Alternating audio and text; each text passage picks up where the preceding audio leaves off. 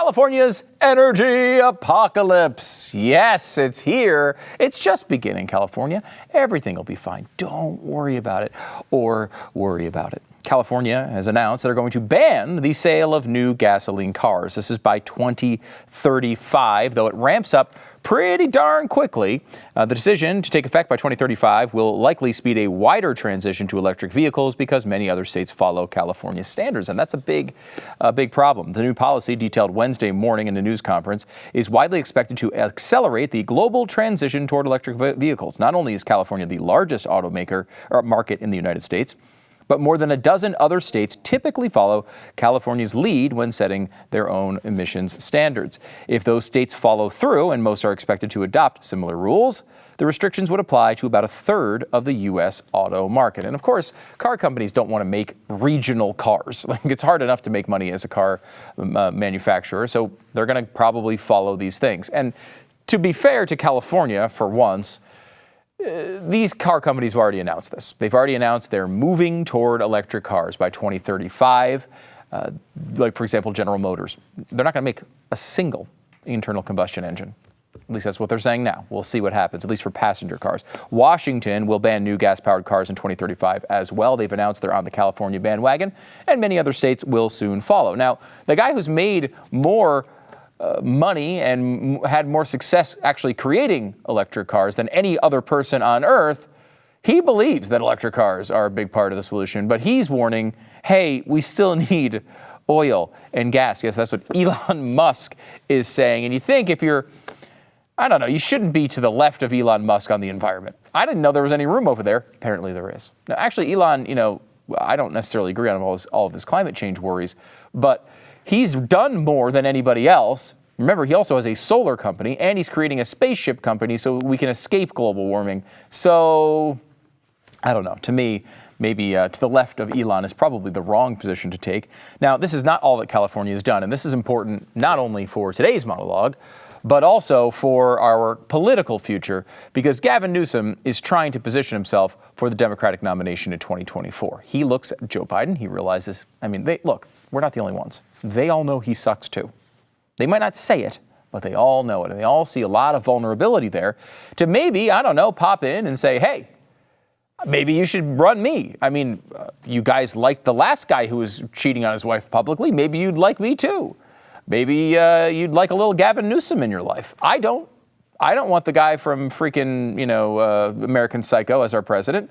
But that's basically who he is, and basically who we'd be getting. So he's running ads in Florida, obviously. Why would you be doing that? He's also passing a bunch of splashy, big environmental rules like the car ban, but also a whole wave of aggressive new climate measures coming from California. A couple of details. The western United States is facing likely a prolonged and record heat wave that could lead to temperatures as high as 115 degrees Fahrenheit. Yeah, that's right, according to a National Weather Service report. As a result, the California Independent System Operator is seeking to bring all available resources online to handle higher electricity demand and expects to issue voluntary energy conservation notices over Labor Day weekend. So you have all these new laws that are coming into effect from Gavin Newsom, including it's about $54 billion of climate spending. And they're already, before those things even kick in, saying, crap, one thing, we don't have enough power. And would you be shocked if I were to tell you the state that just told us they were going to ban every other type of car, so you have to have electric cars, and at the same time is passing $54 billion in climate spending?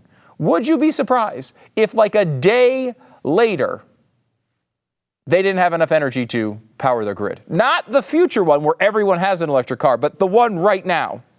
That's real. The top 3 conservation actions, according to California, are to set thermostats to 78 degrees or higher, avoid using large appliances, and avoid charging electric vehicles, as well as turning off unnecessary lights. How can we possibly be going down this road? How can we possibly be falling for this? This is insanity. It's insanity on every level. We all know, of course, that basically it's only rich people who get electric cars anyway, and we all know that they don't run long enough. You don't necessarily have the range that you might want out of a vehicle like this. Look, there's nothing wrong with a Tesla. You know, they're nice cars. And if you want to go, they go super fast, 0 to 60. They're very, very fast, straight line speed. They've got some really, really good technology in them.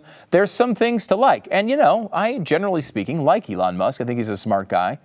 But, like, to force this through the government is literal insanity. Now, if you go back decades, California already tried to do this. They tried to do this a long time ago to force car companies to make electric cars, and famously, those cars failed. There was a documentary or two made about this process called How to Kill the Electric Car, or Who Killed the Electric Car, I'm sorry, it was called.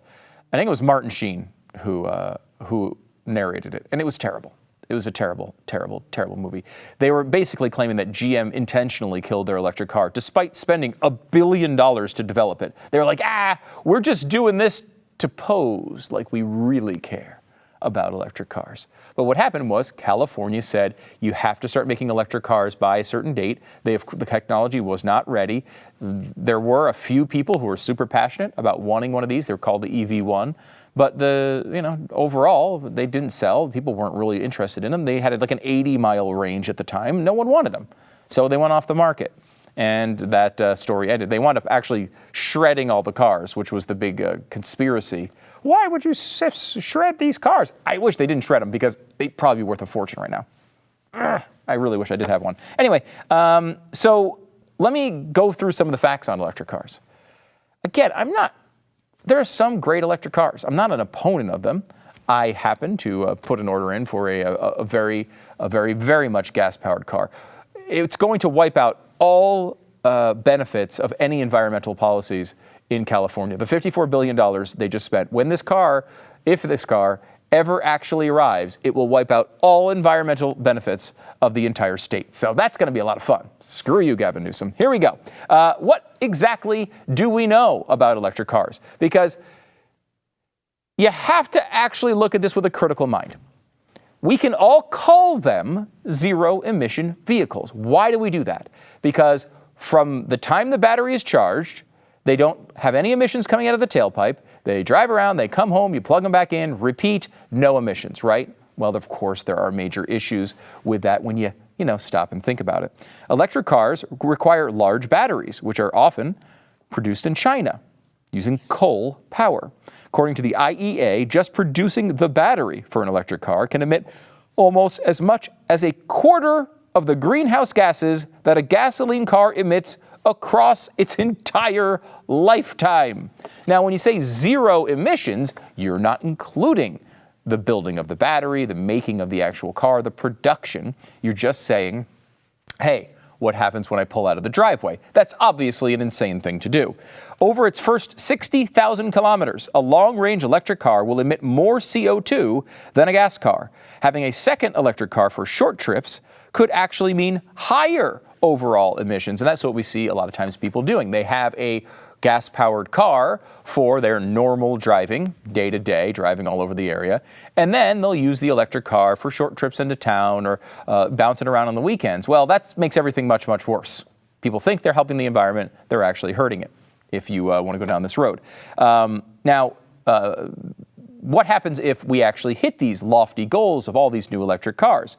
If the world follows through and gets 140 million electric cars by 2030, the IEA estimates that it will reduce emissions by 190 million tons of CO2. That sounds like a lot, except unfortunately, it's a mere 0.4% of global emissions. So ridiculous thing. We revamp our entire society, revamp our entire infrastructure, move all to electric cars, and we save 0.4% of emissions. Does that sound worth it to you? Doesn't sound worth it to me. Unless you're invested in Tesla stock right now, you're probably saying, no, that does not sound worth it. The National Bureau for Economic Research ran a report, and what's fascinating about electric cars is these benefits, it's like the loan program. They're not going to the most needy among us. They're not benefiting the most needy among us. They're benefiting highfalutin Democratic voters, generally speaking. This is what the National Bureau for Economic Research found. We find that people living in census block groups with median income greater than about $65,000 receive positive environmental benefits from these vehicles, while those below this threshold receive negative environmental benefits. So people who don't have a lot of money, maybe driving around cars that have a lot of issues. Maybe they're near the power plants that are producing the nice clean energy for Beverly Hills, and they get hit with all the fumes, and you don't in the nice house you have up in the hills. That's kind of the way environmental policy works. It's typically what we're doing is we're sending our emissions over to other countries, and we are typically polluting other areas. We've done this with recycling. We've been sending our recycling over to China for years and years and years and years so they can throw it in the ocean over there. I guess that's environmentalism for you. And thank you for coming to my TED Talk. In fact, I'm not going to say thank you for coming to my TED Talk. I want to send you to another TED Talk. Here's an environmentalist talking about electric cars. And we're going to get something here that I know you love if you watch this program on a regular basis. You're going to get some charts. It's Chartapalooza 2022, Conservanerds Unite. You can see the conventional vehicle produces about 30 tons of CO2 over its lifetime. How does the electric vehicle look? Pretty good, right? Because some of that electricity comes from renewable sources, and because the electric motor is far more efficient than the internal combustion engine, it produces less CO2. But there is a problem with this graph. This graph says that at 0 miles, 0 CO2 has been produced. And if you think about that for a second, it means that the two cars have magically appeared in the showroom out of thin air. As we discussed, that's not exactly what happens. They don't magically appear. The starting point certainly is not 0. So what does that starting point actually look like? And what is the right way to compare an electric vehicle and the gas-powered vehicle? If you've never seen this chart before, I want to warn you. I mean, it will hit your conservative soul and make you smile. Maybe we'll send out a link on Twitter to the actual full TED Talk if you'd like to take it in. Here's a clip of it. You'll see the charts develop in a very pleasing way. So you can see the conventional vehicle comes to the showroom having generated about 6 tons of CO2. And now this is the critical part. Making a battery isn't easy. The materials required are harder to find, and making a battery cell requires a huge amount of energy. So the battery vehicle comes to the showroom having generated about 12 tons of CO2. And you can see you'd have to drive it around 80 or 90,000 miles before you offset that CO2 penalty. But it is better in the end. So the electric vehicle still looks good here as well, right? Well, this is where it gets interesting. You see, the conventional vehicle has a 400-mile range, while the electric vehicle in this example has a 125-mile range. So really, we need to be comparing a 400-mile range electric vehicle. And as you may have guessed, a longer range requires a larger battery, which means a larger CO2 penalty. And now you start to see the problem. Over its expected lifetime, it has emitted more CO2 than the conventional vehicle. It has contributed more to climate change than the conventional vehicle, and that is the crux of the problem. It has produced more CO2, but we've measured none. And so society is happy to continue to call these zero emissions. It's amazing because to hear him talk about it, this is like an environmentalist. He's not some conservative guy talking about this. His perspective was like, well, these car companies want to look good to environmentalists, so they're doing this zero emission vehicle, and then they're just taking all of the emissions that would normally come out of the car and passing it off to the people who are building it earlier and to the power stations that are making the power that wound up fueling the electric car. So they get credit for zero emissions, while everyone else is the one who is actually doing the polluting, as they would say. Now, I don't think necessarily I have that exact same perspective, but what he's talking about in theory is true here.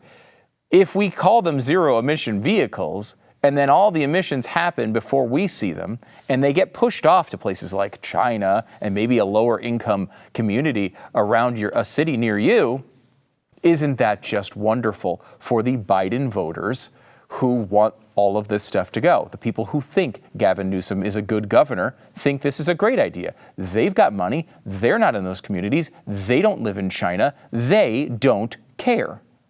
And that's the problem here. Not only is all of this sort of nonsensical anyway, as we noted, I think personal vehicles, as far as global emissions, I think the number is 7%. So if you got from all emissions that we have now on personal vehicles, completely deleted it. Everyone went electric, and all the electric cars were magically put here with no emissions somehow, and they all got their power with zero emissions, we would be minus 7% of global CO2. It would save us 7%, not much, especially when China is growing so fast and adding 1-2% a year just themselves. None of this makes any sense.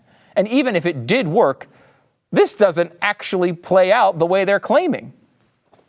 There's a lot of issues living in California. If you happen to be in Los Angeles, you may have seen this, an emergency alert telling all of LA in eastern North Pacific Ocean to evacuate. That was sent in error. This is what it actually said.